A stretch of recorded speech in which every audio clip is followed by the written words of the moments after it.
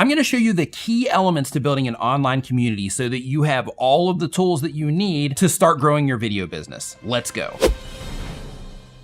I'm Nick Nimmin. Welcome to Uscreen, where we help you monetize your videos online. Over time, you've probably noticed how online communities play a vital role in how your customers interact with the world. They influence their decisions, conversations, purchases, and even their internal monologue of who they are. As a business owner, it's important to not only understand this, but to use it to your advantage. Why? Because growing an online community around your product or service can transform your business and create legions of diehard fans that want to share your message with the world. And the truth is, growing an online community, it's not as difficult as you probably think. It just takes a little bit of understanding of human psychology and some knowledge of the factors of what holds an online community together. Now, first, let's define what an online community is and why you need one. An online community is a group of people who share a common attitude, belief, or interest and discuss this topic in a dedicated online forum. In other words, online communities are tribes of people who care deeply about a particular topic.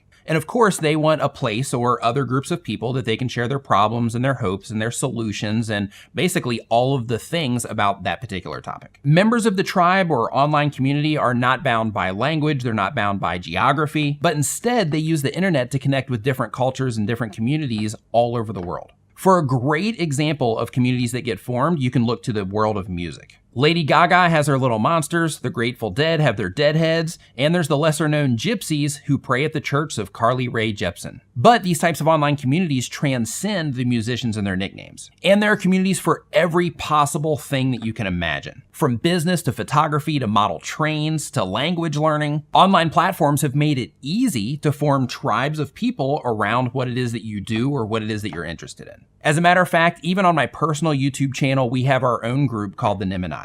Now, if you're a business owner, curating your own tribe can come with a lot of benefits. Increased sales, especially through word of mouth marketing, increased retention because your customers feel that they belong, better engagement, customers want to leave comments and share, better content ideas because you have more interactions with your customers, and it helps you to create more and better products based on the real-time feedback that you receive. Okay, so what attracts people to an online community? Well, community is a primal instinct. It's about being a part of something that's bigger than just yourself. In fact, throughout human evolution, it was a way to protect yourself, a way to ensure your survival. And of course, as time goes on, as we spend less time in the desert with deadly predators, it's become a lot less about survival and more about belonging. People want to join communities so they can connect with other like-minded people, contribute to help others and discuss pain points, and confirm their sense of self and who they are. Seth Godin describes in his well-known book, This is Marketing, through our internal monologue, that humans make many of our decisions through subconscious thought. People like us do things like this. And the us in that statement is the community that we belong to. It's the other people that we want to be like, and it's the benchmarks that help us define who we are. For example, and I'm sure that you can relate to this,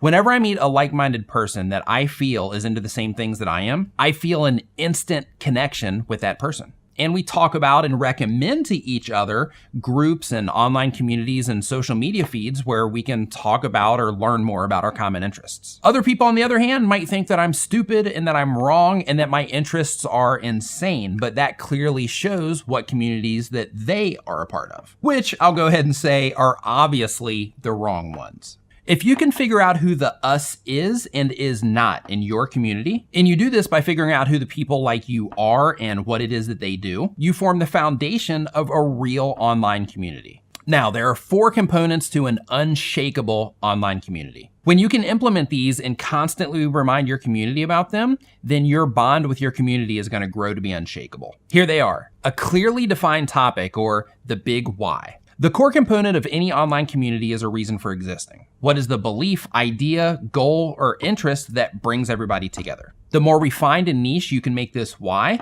the stronger your community is going to be. And this is because niche communities are die-hard about the topic and they're more likely to commit to what it is that you've created. And look, I know that this can feel scary because it seems like that you're closing yourself off from a lot of potential customers. But being non-specific is a lot more dangerous to the health of your business. Let me explain. If you take a look at the world of dieting, there are very few people that wear dieting as a badge of honor. But there are thousands of people who are avid supporters of the diet that they are on and the rules and the restrictions that go along with it. For example, the Atkins diet, the paleo diet, the ketogenic diet, Weight Watchers, intermittent fasting. They're all dieters. They've all adapted the food that they eat in order to achieve a goal. But none of them consider themselves to be dieters. Instead, they identify with their sub-niche. Each of these sub-niches have a clear why for existing and a benefit to their community members' lives. People like me eat foods like this because. The next thing is a clearly defined enemy. Now stay with me here.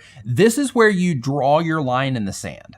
Your community needs to have a defined enemy that you're trying to distance yourself from or you're trying to defeat. If you're a Star Wars fan, you know the Rebel Alliance fights the Empire. If you are an iPhone user, there's a really good chance that you are not a big fan of Android or vice versa. And your enemy doesn't have to be a person or doesn't have to be a group of people. It can be an idea, a trend, a bad habit, a food, a problem, or anything else. Here are some examples that have popped up over the last few years. Minimalists are against owning more than you need. Cord cutters are against expensive cable subscriptions. Paleo dieters are against processed food. And you'll often hear members of different communities gladly exclaim how they have no idea or they can't understand how the other side thinks in whatever way it is that they think, or they believe in whatever way it is that they believe. To them, the other group is just nonsensical, and to the other group, they feel the same way. So when you're growing an online community, it's important to define what you are and what you are not. The next thing is the ability to actively contribute. If the first two stages are what creates the spark of the community, contribution is the oxygen that keeps the flame burning. Community members need to actively be able to interact with each other, and they need to be able to receive value or contribute to the community. For your online community, you're going to need a dedicated place where these conversations can take place, such as Facebook comments, blog comments, Facebook groups, Slack channels, private forums, or even message boards. It's also important that these interactions are open and visible to other members of the community. What you want to focus on is creating a safe place where people can share their 2 cents, or they can advise others, or they can go and get advice themselves. Or they can grab some popcorn and enjoy a heated discussion from afar. The last piece of the online community puzzle is positive reinforcement. You, as the community leader, need to ensure that you are part of the discussions, you're responding to comments, you're asking questions, and you're providing help and support. When you do this, it creates positive reinforcement and it rewards their participation in the group. And if you're learning how to grow an online community around your personal brand, this is even more important. And the reason for that is because people will have joined the community because of your influence. One of the biggest mistakes that community leaders make is forgetting to interact with the community that they've created. They're so focused on growth or expanding their own influence that they forget to nurture the people that are already a part of what it is that they're doing. Don't let that be you. At Uscreen, we can help you grow your online community. I'll put a link to us down in the description below. And to learn more ways to make money from your content, make sure you subscribe so you don't miss anything. Thank you for watching. I'll see you next time.